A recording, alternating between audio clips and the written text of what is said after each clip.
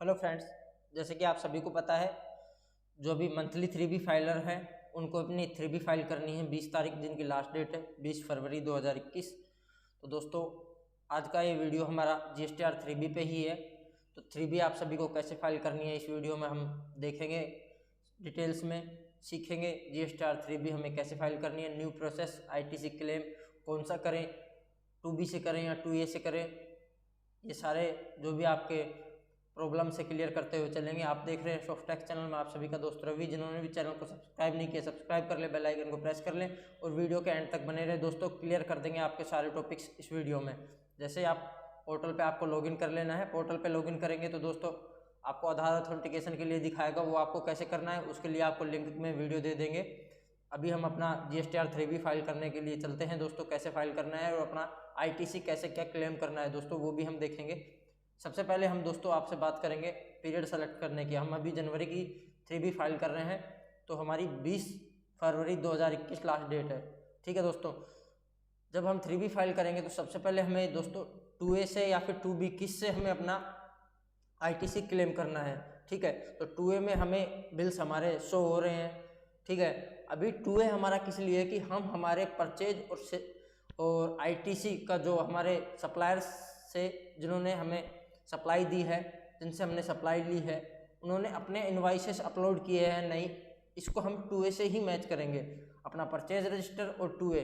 ठीक है, बट जो हम ITC क्लेम करेंगे वो हमें 2B के बेसिस पे क्लेम करना है, GSTR 2B। ध्यान रखें दोस्तों। तो सबसे इंपॉर्टेंट दोस्तों यहाँ पे हुआ GSTR 2B ITC के लिए। अच्छा, अब हम देखेंगे दोस्तों हमारे GSTR 2B में हमें कितना ITC मिल रहा है। तो हमें यहाँ 65,120 रुपये ITC फरवरी में जब हम अपनी रिटर्न फाइल कर रहे हैं जनवरी 2021 की, उसके लिए हमें यहाँ शो कर रहा है 65,120 रुपये। ठीक है, तो इसमें किन किन पार्टियों की शो कर रहा है, जिसमें आपको अलग अलग देखने को मिल जाएगा। साथ ही साथ दोस्तों आप ये भी देख सकते हैं कि इन पार्टियों ने अपनी कौन से पीरियड की रिटर्न फाइल की है जिसका ITC आपको अभी मिल रहा है। ठीक है, इसमें से हमारी एक पार्टी है जिसने अभी अपनी दिसंबर की रिटर्न फाइल की है जनवरी में, मतलब कि GSTR1 अपनी जनवरी में फाइल की है। तो हमें जब हम जनवरी की R1 फाइल कर रहे होते हैं उस टाइम उस पार्टी ने, जैसे कि हम आपको यहाँ पे हाईलाइट करके दिखा रहे हैं क्या किया है, दिसंबर की R1 फाइल की है, क्योंकि बहुत ही काफ़ी लेट होकर अगले मंथ उसने फाइल की है। तो अब जब ITC हमें कौन से मंथ में मिलेगा, जब हम जनवरी की रिटर्न फाइल करने फरवरी में बैठेंगे तभी हमें ITC इसका मिलेगा दोस्तों। तो याद रखें, जिन भी पार्टियों से आप परचेज कर रहे हैं उनको बोले टाइम टू टाइम अपनी रिटर्न फाइल करें। अगर ड्यू डेट के नेक्स्ट डे अगर फाइल करते हैं तो याद रखें दूसरे मंथ में ही आपको ITC क्लेम होगा, आप करंट मंथ में क्लेम नहीं कर पाओगे। जैसे कि अभी हमारा दिसंबर का बिल जनवरी की रिटर्न फाइल करें तब दिख रहा है, तो हम जनवरी में ही क्लेम कर पाएंगे, ना कि दिसंबर की रिटर्न फाइल करते टाइम। ठीक है दोस्तों, ये अपना टॉपिक जो है क्लियर कर लें ITC को लेकर। तो पार्टियों को बोल दे अपने GSTR1 टाइम से फाइल करें, मंथली वाले 11 तारीख तक फाइल कर लें, क्वार्टरली वाले 13 तारीख तक अपनी फाइल कर देना है। अगर 13 से 14 को फाइल करते हैं तो ध्यान रखें अगले ही मंथ में आपको ITC मिलेगा, उस मंथ में करंट पीरियड में आपको ITC नहीं मिलेगा दोस्तों।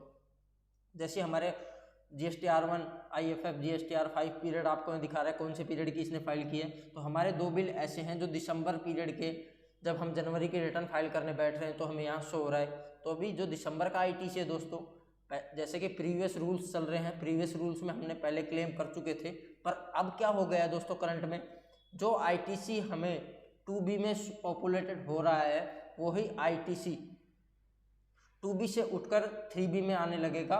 ITC ऑटो पॉपुलेटेड कहाँ होगा, 3B में, तो वही ITC हम क्लेम कर पाएंगे। ध्यान रहे जो 2B में आ रहा है दोस्तों। ठीक है, 2B से ज़्यादा ITC अपन क्लेम नहीं कर पाएंगे, आने वाले टाइम में पोर्टल हमसे क्लेम नहीं लेने देगा। तो याद रखें दोस्तों, अपना 2B एक्यूरेट मैच कर ले ITC को लेकर कि कौन सा मंथ का जो हमारा ITC है यहाँ पे हमें शो हो रहा है। ठीक है, 2B में। अब जब हम 3B फाइल करने बैठेंगे तो हम चलते हैं दोस्तों 3B पे, आपको बताएंगे कहाँ कहाँ से कौन कौन सा डेटा उठ के आ रहा है और आपको उसकी हेल्प से कैसे अपनी 3B फाइल कर लेनी है आराम से। ठीक है दोस्तों, क्लियर कर देंगे आपके सारे टॉपिक्स इसमें। तो 3B पे आपको आ जाना है। अगर आपकी नील है तो आपको यस कर देना है, अदरवाइज नो कर देना है। नो करने के बाद हमें नेक्स्ट कर देना है। ठीक है, तो हमें यहाँ सबसे पहले table system generated summary GSTR 3B। ठीक है, तो इसमें दोस्तों जो लाइबिलिटी है टेबल नंबर 3.1 ABCE ये GSTR1 से उठकर आ रही है। ठीक है, समरी स्टेटस यस। और हमें रिवर्स चार्ज कहाँ से उठ के आ रहा है, 2B से। और नीचे इनपुट टैक्स क्रेडिट ITC, जो हमारा ITC है वो भी 2B से ही उठ के आ रहा है। तो दोस्तों याद रखें 2B हमारी जनरेट कब होती है, 13 तारीख के बाद 14 तारीख को। तो 2B से ही हमें ITC क्लेम करना है, ठीक है। तो 2B में हमारा ITC ऑटो पॉपुलेटेड होगा, तभी जाके हम ITC क्लेम कर पाएंगे दोस्तों। अभी हमने जो अपनी R1 फाइल कर दी है, तो उसके बेसिस पे हमारी 3B में हमारी जो लायबिलिटी है, सेल है, वो उठ के आ रही है। जैसे कि table number 3.1 ABCE are auto populated based on values provided in GST R1।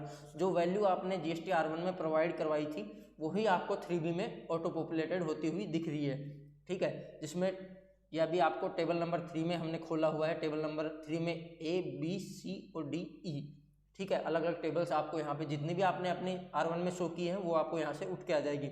हमारे R1 में टेबल नंबर ए थी जो हमें यहाँ ऑटो पॉपुलेटेड होती हुई दिख रही है। The information entered by you is the variance with the auto populated data. ये दोस्तों ऑटो पॉपुलेटेड डेटा के बेस पे आपको यहाँ से उठ के आ रही है, ठीक है। तो अब आप अपना डेटा चेक कर लें। ए में आपको अपनी टैक्सेबल वैल्यू ITC जो IGST है लाइबिलिटी का, वो आपको यहाँ दिखाना है।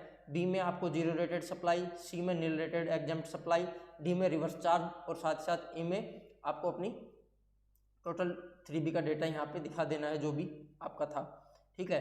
उसके बाद हम 3.2 में इंटरस्टेट सप्लाई आपको यहाँ पे ऑटोमेटिक उठने लग जाएगी, जो आपने सप्लाई की है IGST की जो आपने की होगी। तो आप 3.1 में ही आपको दे देना है, जो 3.2 में भी आपको दिखने लग जाएगी, ठीक है। उसके बाद हम आ जाते हैं ITC पे। तो हमारा 2B जब हमने चेक किया तो ITC हमारा वहाँ पे 65,120 दिख रहा था दोस्तों, जबकि उसी से उठकर 3B में भी 65,120 आ रहा है, आपको दिख रहा है यहाँ पे भी दोस्तों। अब हमें ये देखना है कि हमने दिसंबर में कितना, जब दिसंबर की 3B फाइल की तो इसमें से कितना क्लेम कर चुके, वो हमें माइनस करके ही यहाँ पे क्लेम करना है, ठीक है। और आने वाला रूल क्या है, जो आपको 2B में ITC ऑटो पॉपुलेटेड होता हुआ दिखेगा वो ही आप क्लेम कर पाएंगे दोस्तों। तो याद रखें, अभी से खुद को प्रिपेयर कर लें आने वाले टाइम से लड़ने के लिए, क्योंकि डिपार्टमेंट आपको ज़्यादा ITC क्लेम नहीं करने देगा, ठीक है। अभी उससे कम तो आप क्लेम कर पाएंगे पर ज़्यादा नहीं ले पाएंगे दोस्तों। अगर आपकी ज़्यादा परचेज है तो उस पर ITC ज़्यादा जुड़ रहा है और 2B में कम आ रहा है तो आप नहीं ले पाएंगे। हमारे यहाँ पे केस में क्या था कि ITC कम था, क्योंकि पिछले मंथ में हमने क्लेम कर लिया था और 2B में अभी आ रहा है। तो दोस्तों हमने अपना कम जो ITC है वो यहाँ पे अपना दे दिया और हमने सेव के लिए लगा दिया दोस्तों। तो याद रहे दोस्तों, ITC आप उतना ही क्लेम कर पाएंगे जो आपकी 2B में ऑटो पॉपुलेटेड हो रहा है, उसके बेसिस पे ही 3B में भी आने लग जाएगा वो ITC। तो ज़्यादा ITC आप क्लेम नहीं कर पाएंगे, ठीक है दोस्तों। जो आपके इंटरेस्ट एंड लेट फीस होती है वो टेबल नंबर 5.1 में आपको यहाँ पे देखने को मिलेगी। तो लेट फीस वगैरह हमारी यहाँ पे कोई है नहीं, अगर किसी भी केस में आपके किसी केस में है तो आपको यहाँ पे दिख जाएगी दोस्तों। लेट फीस जो होती है दोस्तों कैश में ही यूटिलाइज होती है। ITC जो आपका क्रेडिट लेजर का हो उससे यूटिलाइज नहीं होगी, कैश लेजर से भी कहाँ से यूटिलाइज होगी, जब आपने अपना टैक्स का चालान जमा करवाया होगा, जिसमें जो फीस का जो कॉलम होता है उसमें आपने कुछ अमाउंट डिपॉजिट करवाया होगा एज पर लेट फीस, ठीक है, तो ही आपको यहाँ पे यूटिलाइज करने देगा। तो ये अपने प्रॉपर आप चेक कर लें। R1 3B आपकी मैच हो रही है जो कि ऑटो पॉपुलेटेड होकर आ रही थी, और साथ ही साथ एलिजिबल ITC हमने 2B के बेसिस पे ले लिया है दोस्तों। उसके बाद आपको क्या कर देना है, सेव GSTR 3B करना है, ठीक है। सेव करने के बाद हम यहाँ प्रोसीड कर देंगे। प्रोसीड पे आने के बाद जैसे हम देखेंगे पेमेंट ऑफ टैक्स पे आ जाएंगे, नीचे आ जाना है दोस्तों। तो आपको क्या करना है, make payment for credit ledger, ठीक है। अगर आपका ITC पड़ा हुआ है तो क्रेडिट लेजर से पेमेंट हो जाएगा, अदरवाइज आपको चालान जनरेट करना पड़ेगा दोस्तों।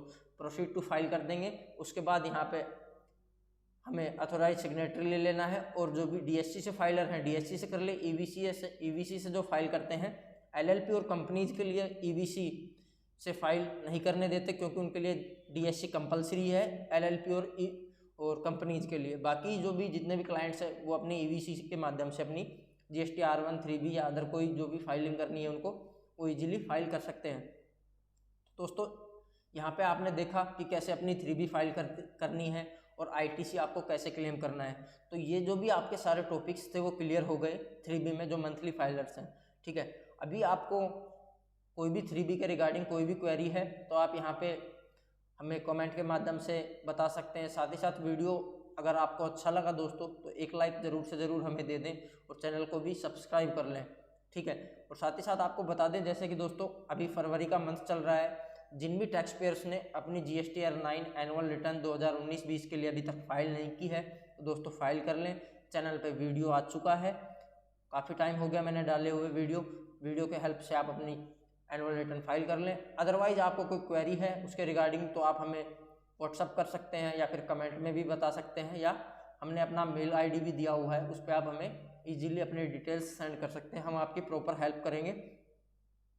साथ ही साथ दोस्तों जिन भी दोस्तों ने हमें सपोर्ट किया, हमारे साथ बने हुए, उन सभी दोस्तों के लिए मैं थैंक यू बोलूँगा, क्योंकि उन्हीं की सपोर्ट से हम आज यहाँ आ पाए हैं और आप सभी को इतना कुछ बता पा रहे हैं। आपसे ही सीख के आपको भी हम सिखाने की कोशिश कर रहे हैं दोस्तों, तो हमें सपोर्ट ज़रूर से ज़रूर दीजिएगा। मिलते हैं आप सभी से नेक्स्ट वीडियो में, तब तक के लिए आप सभी से इजाज़त चाहूँगा। जय हिंद, जय भारत।